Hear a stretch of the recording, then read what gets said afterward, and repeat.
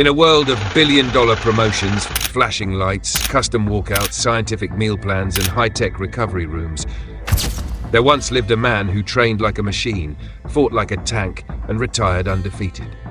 No blueprint, no shortcuts, no sponsors, just pain, sweat, and raw willpower. His name was Rocky Marciano, and this is not your average boxing story. There was nothing flashy about the way he moved, no fancy footwork, no signature pose. But what he did have was something no one could match: a will to suffer, a need to outwork every man alive. Rocky believed something that most fighters today have forgotten: that toughness isn't born, it's built. Brick by brick, rep by rep, mile by mile. By the end of this, you'll understand how Rocky Marciano trained and why no fighter today dares to attempt it. Welcome to Back to Boxing. Before Rocky became a legend, he was just Rocco Marchigiano, a tough kid from the wrong side of Brockton, Massachusetts. Born in 1923 to Italian immigrants who barely spoke English, his dad busted his back at the local shoe factory for $18 a week. Like a lot of poor kids back then, Rocky dropped out after 10th grade. Had to. Family needed money. Rocky later told Ring magazine that those early jobs were his first real trainers.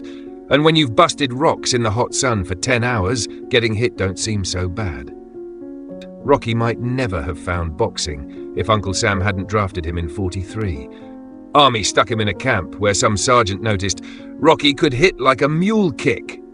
When he got back from the war, Rocky was 23, ancient for someone just starting in boxing. His first amateur fights, clumsy, sloppy messes. His trainer, Charlie Goldman, sized him up and said, "I got a guy who's short, stoop-shouldered, balding, with 2 left feet and a prayer." But Rocky had something else, a fire. He didn't want to be good. He wanted to be untouchable. The philosophy. Rocky didn't bank on talent. He knew he wasn't the prettiest fighter or the tallest heavyweight, so he leaned on one unbreakable rule: outwork every man alive. It started after an amateur bout where he gassed out early, legs like jelly, lungs screaming. He swore he'd never feel that again. From then on, he trained like every fight was a death match, because back then, it kind of was. His opponents would fade by round 5, sucking wind, while Rocky, he'd be stalking them in round 15, fists still flying like a machine. Archie Moore, a legend who faced him, said, "It wasn't just that he hit hard, it was the sheer volume. He'd throw punches when other guys couldn't lift their arms." That stamina, that will, it came from a training grind so intense, it's almost mythical. Let's break it down. The road work. Most fighters run, but there's running, and then there's whatever Rocky was doing. While others jogged 3 to 4 miles in comfortable gear, Rocky would lace up combat boots with lid weights in the soles and run 10 miles. Minimum. In winter, even better. He'd wear a heavy wool suit under his sweatsuit, not breathable microfiber, thick wool that soaked up sweat until it added 15 pounds. Angelo Dundee once watched Rocky train during a snowstorm. Everyone cancelled roadwork, Dundee recalled. "We're having coffee, and here comes Marciano running through 8 inches of snow, wearing what looked like a damn winter coat." When asked why he didn't skip just one day, Rocky said, "Champions don't take snow days." The real insanity was the volume. Morning run, 8 to 10 miles. Train all day. Evening run, another 5 miles. 7 days a week. No rest days. Ever. Mickey Mantle once tried joining Rocky for his morning run. "Never again," Mantle told reporters. "I'm in baseball shape, not Marciano shape." After a full day that would crush most men, Rocky would swim across Pemberton Lake, roughly a mile each way, full-on sprint. Power development. Now let's talk about his real sparring partner, a 300-pound heavy bag. Most boxers use a 100-pound bag. Rocky's was triple that, custom-made to take his punishment. He'd pound it for 30 minutes to an hour straight, no breaks, unleashing combos that leave your arms noodles just watching. Why so heavy? Because he wanted resistance, something that fought back, mimicking the giants he'd face. Each punch, hooks, uppercuts, straights, moved that beast, building not just power but endurance. They say he'd hit so hard, he'd dent steel doors during camp. And here's the crazy part. He'd tie his feet together with string while swinging, forcing perfect balance and footwork. One slip, and he'd start over. But it gets weirder.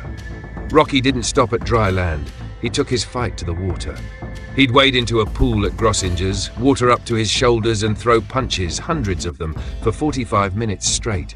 Shadowboxing underwater against the drag of the deep was his secret weapon. Every jab, every cross fought the resistance, like punching through quicksand. It built muscle, sure, but also lung capacity and stamina, vital for those late rounds. Imagine the burn, the ache as he kept swinging, water splashing around him, turning a swim into a slugfest. He wasn't there to cool off, he was forging an edge. Today's boxers might dip in a pool for recovery. Rocky turned it into a proving ground. No one's crazy enough to try that now. Then there's the bodyweight madness. Rocky didn't need a gym full of chrome, he used his own frame like a weapon. Push-ups, pull-ups, chin-ups, dips. He'd crank out hundreds of reps daily, set so long his muscles begged for mercy. He'd hang a tennis ball on a string above his bed and punch it half asleep, sharpening hand-eye coordination. Today's fighters might hit the weights for an hour and post it online. Rocky did the basics until he was a fortress. Day after day, no spotlight needed. Sparring like a war machine. If you've hung around boxing gyms, you know the general rule. What happens in sparring stays in sparring. But stories from Rocky's training camps leaked out because they were too insane not to share. Let's put this in perspective. A modern championship boxer might spar 60 to 80 rounds during an entire 8-week camp. They'll wear headgear, use bigger gloves for protection, and often practice at reduced power. Rocky? He'd sometimes spar 100 rounds in a single day. This isn't some fishtail that grew with time. It's documented by multiple witnesses from his camps. While preparing for the Roland Lastaza rematch, Rocky brought in 13 different sparring partners. Each man would go 4 to 5 rounds against Marciano, then tag out for a fresh fighter. Rocky kept going. No breaks, no rest periods. By the final rounds, he'd have been fighting for nearly 5 hours straight. And when Jersey Joe Walcott dropped Rocky with a perfect left hook in their title fight, a shot that would have ended most fighters, Marciano barely remembered it afterward. Getting hit by Walcott was nothing, he told reporters. I'd been hit harder by fresh guys in the gym every day for weeks. That's the difference. Today's fighters train to win fights. Rocky trained like his life depended on it, because in his mind, it did. Diet and discipline. Let's talk food, because you don't train like that on fumes. Rocky's diet was no nonsense, massive and disciplined. Breakfast, oatmeal, eggs, whole wheat toast. Lunch and dinner, lean meats, steak, chicken, fish, piles of veggies and fruit. No processed junk, no sugar highs. His buddy Ali Colombo kept it strict, measuring portions like a drill sergeant. Rocky ate like a horse, but only what fueled the machine. Before a fight, he'd cut weight hard, dropping to 185, then bulk back up, hitting the scales lean and lethal. And sleep? In bed by 9:30 every night, no exceptions. He lived like a monk, zero nightlife, zero distractions. Compare that to today's fighters with their cheat day burgers and late-night gaming. Rocky's plate and pillow were as disciplined as his fists. And his daily schedule makes modern hard workers look like slackers. 5 a.m., wake up. 5:30 a.m., 8 to 10 mile run in weighted boots. 8 a.m. breakfast. 10 a.m. gym session, bags, calisthenics. 12 p.m. light lunch. 2 p.m. sparring, 20 to 30 rounds minimum. 5 p.m. strength work. 6 p.m. dinner. 7 p.m. evening 5-mile run. 9 p.m. lights out. 7 days a week, no days off, for 12 straight weeks before a fight.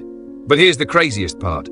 Marciano maintained 80% of this regimen year-round, not just during fight camps. When asked why he lived like a monk between bouts, he gave an answer that should be tattooed on every fighter's chest. Because somewhere, someone is training to beat me. The mindset. But the real magic is headspace. Dr. Michael Gervais, who works with elite athletes, concluded, what separated Marciano wasn't just physical capacity. It was his relationship with pain. Where most humans interpret pain as a warning, Rocky saw it as confirmation he was on the right path. Take the infamous bite the towel drill. Marciano would fold a towel, bite down, and have his trainer deliver full-force body shots, not pulled punches, real rib-cracking shots.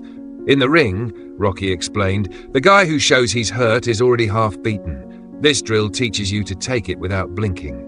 Then came the medicine ball sit-ups. Rocky would do hundreds daily, but at the top of each rep, his trainer would drop a weighted ball onto his abdomen from standing height. It teaches you to breathe when you can't breathe, to function when your body wants to curl up. Modern fighters reschedule bouts over sprained ankles. Rocky once sparred 20 rounds with a broken hand. That mindset came from every mile, every rep, every sacrifice. Today's champs talk toughness on podcasts. Rocky lived it in silence, a warrior monk in a brutal game. But what did all this medieval torture produce? 49 fights, 49 wins, 43 knockouts, the highest knockout percentage, 87.8% of any heavyweight champion ever. Rocky never lost due to conditioning. He got stronger as fights progressed, the opposite of most heavyweights. Watch him in round 15 against Lastaza or round 13 against Walcott. He's throwing with the same power as round 1 while opponents can barely keep their hands up. Even in his final bout against Archie Moore, after Moore scored a knockdown, Rocky roared back to floor Moore 4 times before the knockout. At 32, still in his prime, with millions more to earn, Rocky walked away, undefeated, undisputed. No other heavyweight champion has retired with a perfect record. Not Lewis, not Ali, not Tyson, just Rocky. Sports scientists who've studied Marciano agree on one thing. His methods, while brutal by modern standards, built a fighter uniquely equipped for battle. Why no one does this today? So why is this a lost art? Why don't today's heavyweights train like Rocky? First, modern sports science has proven recovery matters as much as stress. Today's fighters have specialists monitoring everything to prevent overtraining. Second, we know more about brain health. Rocky's 100-round sparring sessions would be considered criminally irresponsible now. Third, economics have changed. Today's top heavyweights fight once or twice yearly for millions. Career preservation matters more than in the 1950s. But there's a fourth reason nobody talks about. Few humans possess the psychological wiring to voluntarily endure that level of discomfort daily for years. Teddy Atlas put it best. Could a modern fighter train like Marciano? Physically, sure. But mentally, no chance. Today's athletes want success but aren't willing to pay Rocky's price. And who can blame them? It borders on insanity. That's not knocking today's fighters. It's acknowledging that Marciano operated on a different plane regarding work capacity and pain tolerance. There are natural athletes, Jimmy Cannon wrote, and self-made athletes. Rocky was neither. He was something else entirely, a man who rebuilt himself from scratch through sheer will. His voice echoes with a simple truth. There are no shortcuts to greatness. Rocky Marciano's legacy isn't just 49-0. It's the story of a man who turned not enough into too much. Not tall enough, not fast enough, not slick enough, but tougher than anyone. He retired champ in 1956, undefeated, and left a record that's a middle finger to doubters. His training wasn't pretty, it was savage, a testament to what humans can endure. So, here's the gauntlet. Could you do it? Could you run 15 miles, punch underwater, spar 125 rounds and live like a hermit? Most won't even try. That's why there's only one Rocky, a blueprint of grit no one's brave enough to trace. Let me know in the comments, what do you think about this? Thank you for watching. Back to boxing.